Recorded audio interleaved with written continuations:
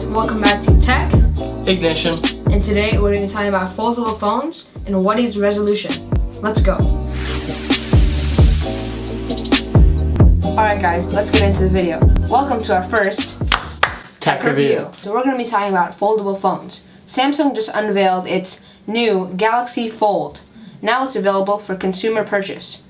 The Galaxy Fold has a small front screen of 4.6 inches, and that screen has very thick bezels.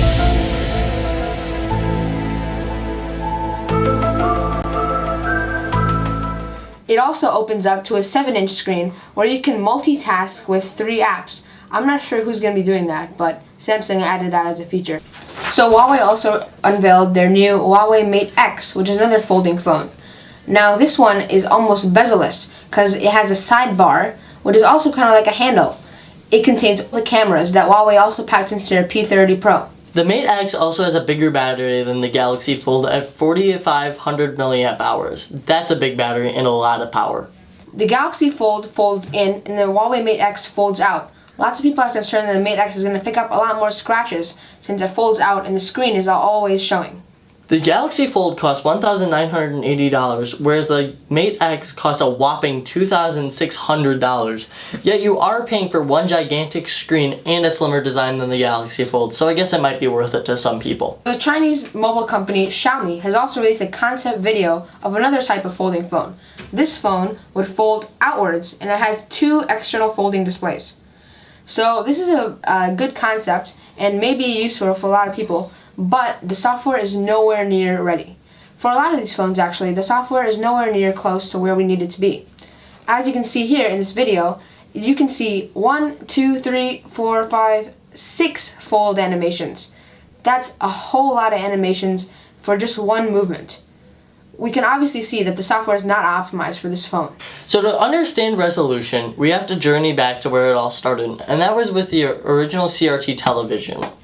Those CRTs ran at 640 by 480i. TVs and displays usually render their pixels in rows. So the TV would scan across a row and then do another row.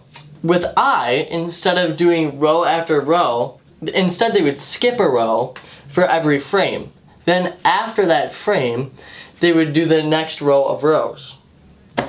So this would lead to, if paused in between frames, a spaghetti type effect where the frames would be out of sync and the rows might be rendered like this.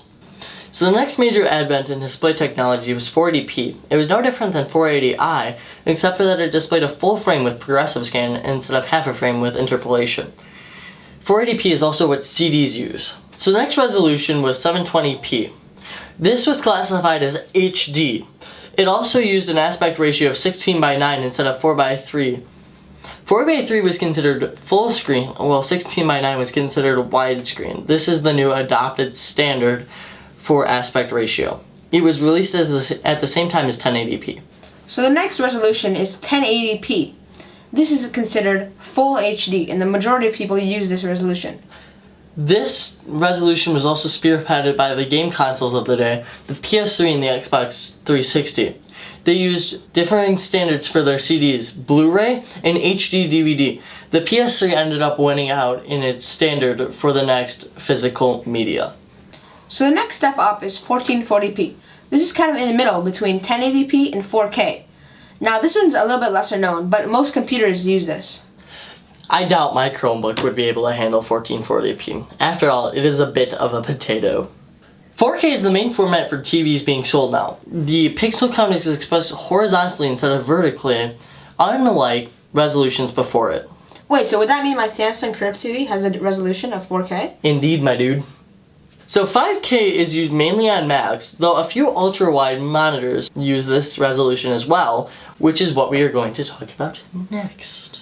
So ultra-wide monitors are mainly used on PCs, and the difference between them and regular monitors is that they use a 21 by 9 aspect ratio. They are generally better for productivity as you can have 2 windows open at once. The highest resolution is 8K. Now only 2 YouTubers that I know of film in 8K. Linus Tech Tips and Marquez Brownlee.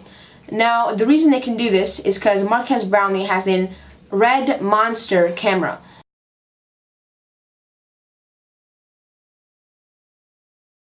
has an absolutely giant sensor and it can film in very high quality. Now, some people would say, why? Why do you need 8K?